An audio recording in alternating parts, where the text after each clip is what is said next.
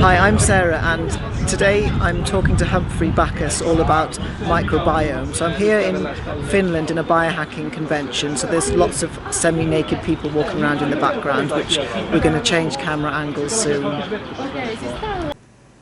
Lots of people have heard of gut health or the gut microbiome, but there are other microbiomes because a microbiome is like an ecosystem of microorganisms which live on and in the body, and they have different functions and perform different roles. So the gut microbiome and the other microbiomes can be influenced by all kinds of things other than just what you eat. And also lots of people neglect microbiomes like the oral microbiome, which is in the mouth, which plays a role in certain diseases, and also for women who are pregnant, want to get pregnant, or just interested in health, there's also the vaginal microbiome. So in this interview, Humphrey's going to talk about the different microbiomes, things which can harm them, things which can help them, and also different ways that you can have tests to learn about your microbiome. So I'm very grateful to Humphrey for sharing so much information, and I hope you enjoy listening to him. So Humphrey, would you like to introduce yourself and tell people a bit about you? Absolutely. So I'm Humphrey Bacchus. I'm the managing director of a company called Invivo Healthcare. Invivo Healthcare is a microbiome healthcare focused company based in the UK, and we help clinicians and patients with a range of diagnostic testing, looking at the oral microbiome, the vaginal microbiome, and the gut microbiome, and other microbiomes that we're also researching and the impacts on health and disease, as well as also producing therapeutic products that address some of the challenges that we find with dysbiosis or imbalances within certain sort of microbiome inflammatory conditions within the body for health and disease. So as gut problems are prevalent all over the world, what would you say the main causes are for people who have problems, health problems, but haven't linked it to the gut? I think, from my perspective, I think we probably need to think a little bit more all-inclusively about our entire environment. So a lot of the time the focus is just on the gut microbiome, and we kind of tend to think that we sit independently from the environment in which we live. But I think what's really important to remember is that the microbiome is actually the entire ecosystem in which we live. So it's the soil, it's the trees, it's the microbes, it's the exposure to bottled water, it's the relationships that we have, it's the films that we watch, and all of these have an impact actually on signaling our body on how to behave and how to change. These microbes, or the microbiota, which is really the microbes that live within us, shift and change according to our exposure to such a wide variety of different stimuli. I think people forget that an argument with a partner, or a lack of sleep, or an excess of alcohol will all not only impact directly the microbiota, but it will also indirectly affect like hormones or inflammatory mechanisms, and they will also signal the microbiome or the microbiota to behave in different ways as well. And that's really important, that we think a little bit more globally around the health of the microbiota within the human body and the host, and that there's a dynamic interplay between the two, that we're not separate to it. I think that's really important. Another thing that's really important is people focus too much on the gut microbiome, food and antibiotics, and in your talk you talked about the oral microbiome, and also there's the vaginal microbiome as well. Would you like to talk a bit more about those? Absolutely. So I think quite rightly the gut microbiome, if you go back to Hippocrates, talking about the health of the gut as being important for human health and the implication on disease. I think there's many forgotten microbiomes, or less well researched, or maybe not even less well researched, but not very utilized in kind of assessments of kind of like who we are as humans and our interaction with the environment. And the oral microbiome is certainly one.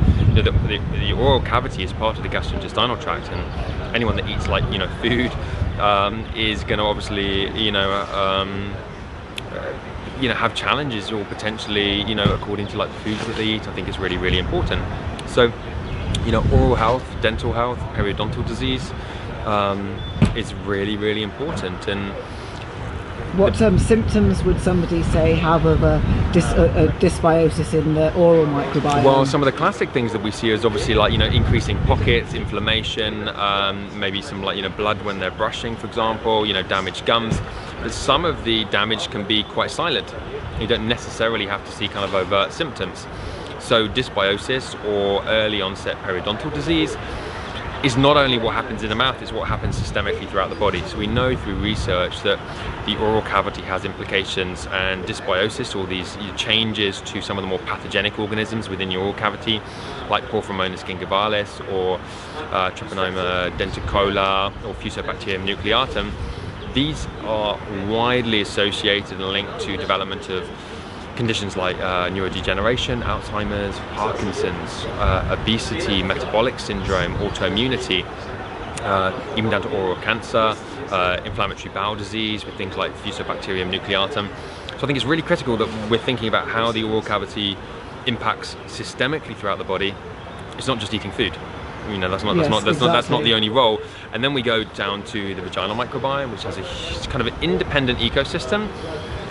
Nothing is completely independent within the body because everything is interconnected, but the vaginal ecosystem is its very own sort of garden, as it were.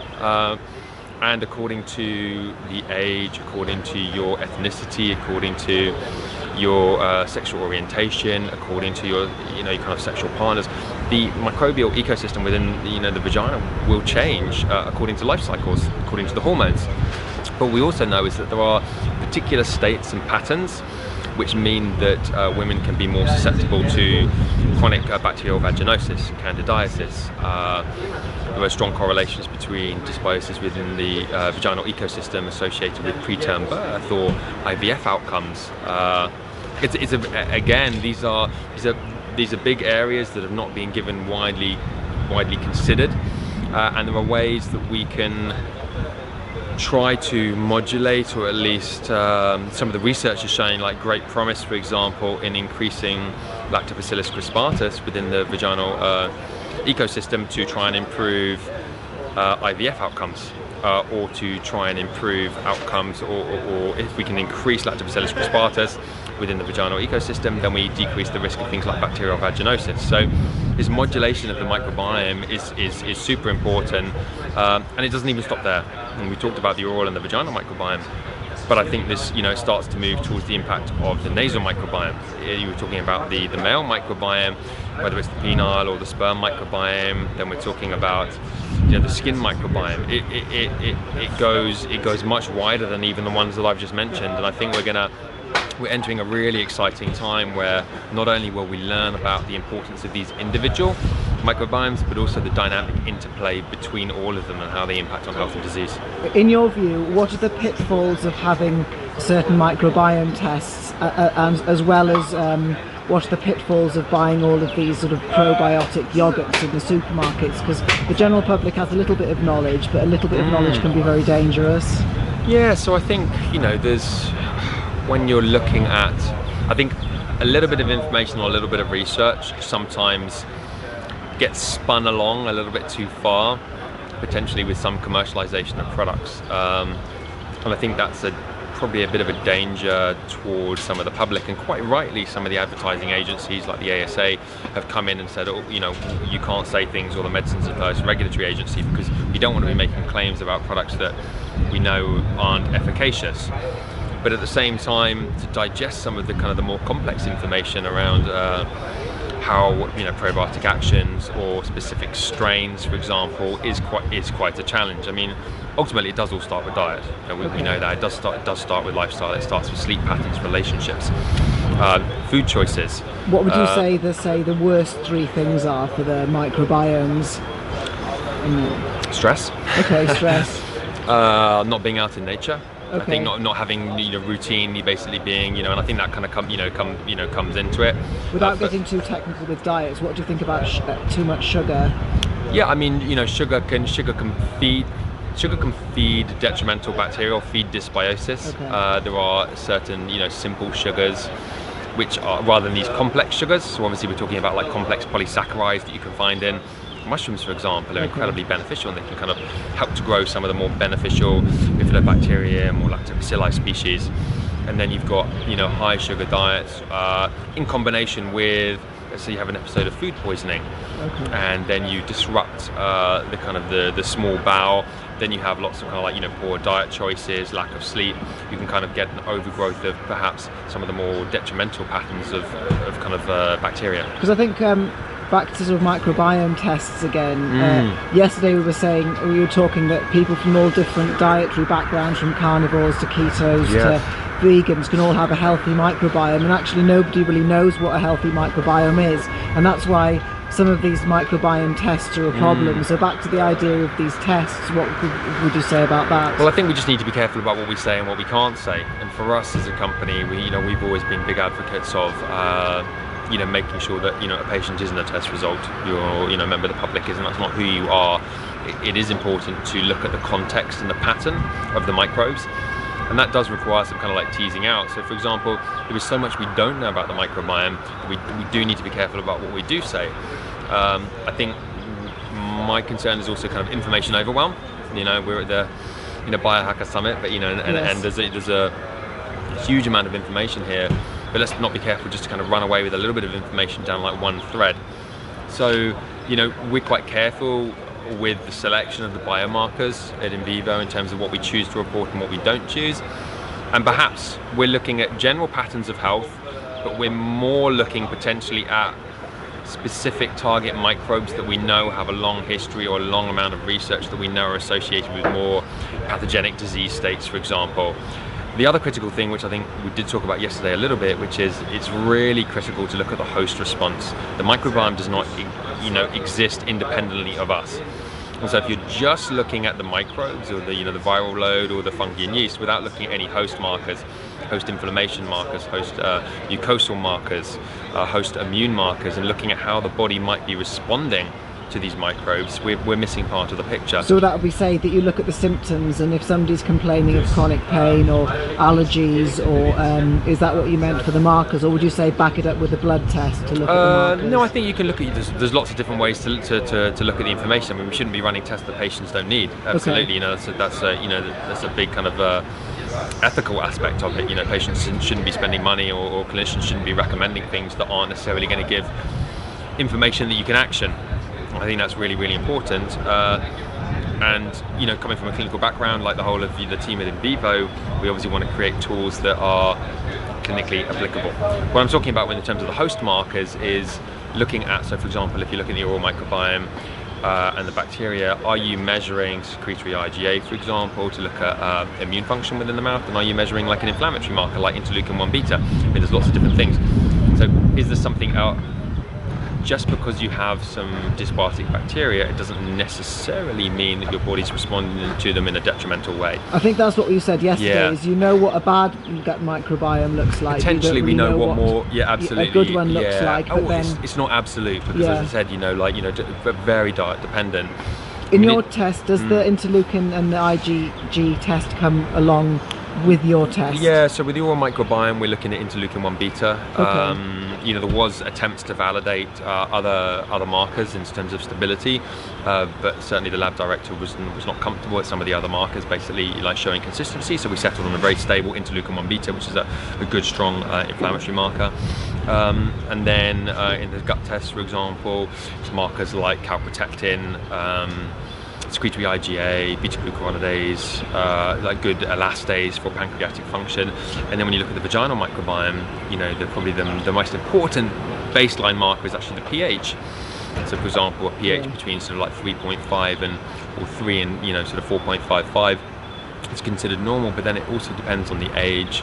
Are you premenopausal, menopausal, postmenopausal, perimenopausal? What is the dysbiotic, or what is the pattern of microbes, and how might that also be influencing the vaginal microbiome? So that's a host marker. That's what we call a host marker. So it's measuring kind of what is actually happening. The pH is kind of what your body is kind of like producing, and then the microbes kind of sit independently from that. So it's this interface of the host response to a microbial environment, and looking at that dynamic interplay, which we're really passionate about, and it's around this kind of host microbiome interface, which I think we need to remember, because as I said, the microbes don't exist on their own; they exist within us and are part of us.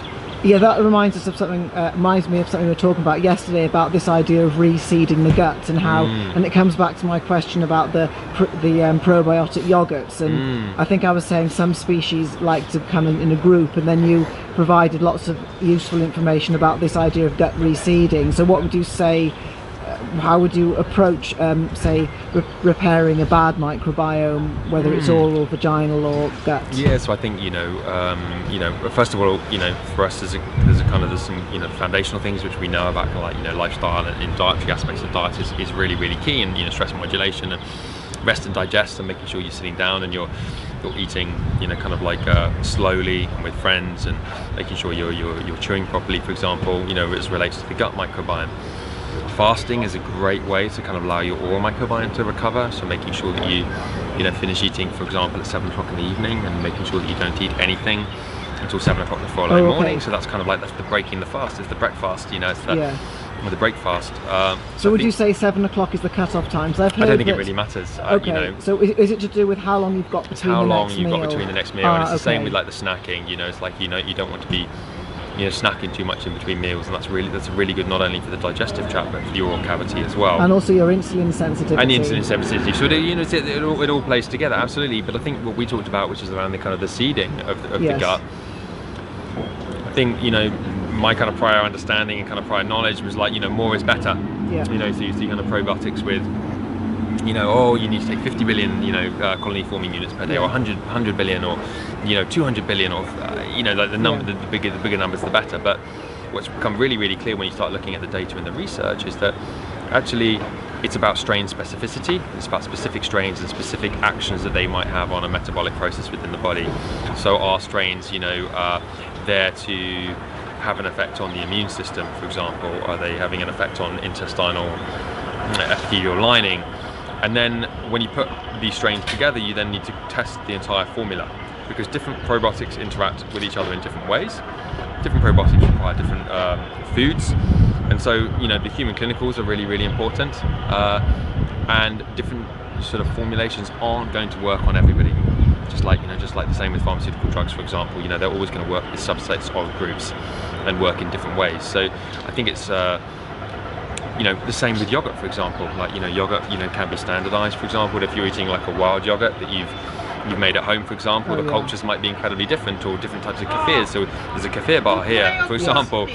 Depending on kefirs and kombucha. And kombucha, for example, the kombucha bar. So, for example, where have those microbes that have kind of obviously been taken up into the SCOBY, where have they come from? Yeah. And that's going to be location specific as well. So, for example, obviously we're in Helsinki. Where did they actually like where did the starter come from? Same with like kefir. Same with like yogurt, for example. Same with sourdoughs. Yeah. This is all really, really important, and diversity and exposure is obviously really, really key. And we know that the microbiome is set potentially, like there's a lot of promising research, or research was coming out around the placenta having its own independent microbiome. Oh, right, so okay. that the children, even before they're born, are being exposed to microbes through their mother, and obviously as they pass through the vaginal canal. And then actually there's a reason why the vagina, as the baby's head comes out, and if you look at other kind of mammals, there's a reason why the vagina is so close to the anus, and it's because part of the reseeding process, or the seeding process of the baby, is through the vaginal canal, and then also being in touch with feces, basically, which is almost part of that first process of being exposed to microbes. That's one of the perils of having a C-section, is you miss out on all of that reseeding. Yeah, absolutely. That's that kind of first exposure, first immune exposure. And obviously then you kind of start looking at there's a lot of research going on for clinicians. I know, I'm sure it's other places, but we've been chatting a lot around in the UK. The Human Milk Foundation, Dr. Natalie Schenker is doing a lot of work on the breast milk microbiome, which is obviously really, really important, and all of the prebiotics that breast milk has within it, these human milk oligosaccharides, and obviously the effects that they have on growing beneficial bacteria within the child's gut as well. So it is this whole life cycle, and we know, for example, that acute stress, during a lifetime or history of trauma can also affect the microbiome. But then the microbiome probably affects the responses to trauma in itself. So it's bi-directional the whole time. I think some people have jumped on the breast milk bandwagon, because in Covent Garden in London you can buy breast milk ice cream. I didn't know that. Yes. Okay. I thought I had heard that. Has that been banned, or is it? I don't know. I think it probably has been, because when I did a training course there, and apparently the main supplier came from Leeds. But anyway, I think it's been banned now. I think, but it was something. No matter, as we were saying, no matter what there is, somebody will always jump on a sort of commercial bandwagon. Absolutely, yeah, and very much so. So you were back to your tests. Yes. How do you actually collect the sample? Well, not collect the samples. How do you process them, and what kind of analysis do you do? DNA, RNA? Yeah, so it's DNA. So we're doing real-time qPCR, so quantitative PCR, targeted microbes. We use very specific probes. Kind of there's various different ways you can use. You can either use cybergreen or something called TACMAN. We use TACMAN, a little bit more specific, a little bit, it's more expensive. Lots of different ways to kind of standardize once the sample's been collected, whether you're taking a saliva sample.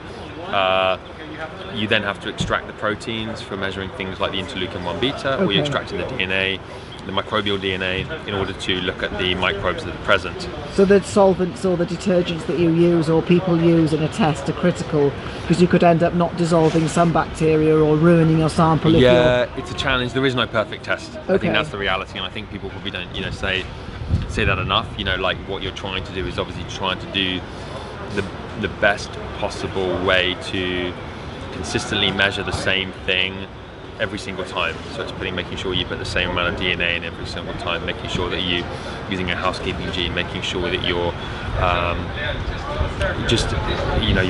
your targets and your probes are really accurately designed, and then making sure that even the collection vials, for example, you might choose lots of different collection vials for stability over long times. You might need to choose one vial for protein, one vial for DNA. So there's a huge, whether or not the breakdown, as you said, like the detergents or the lysing agent, for example.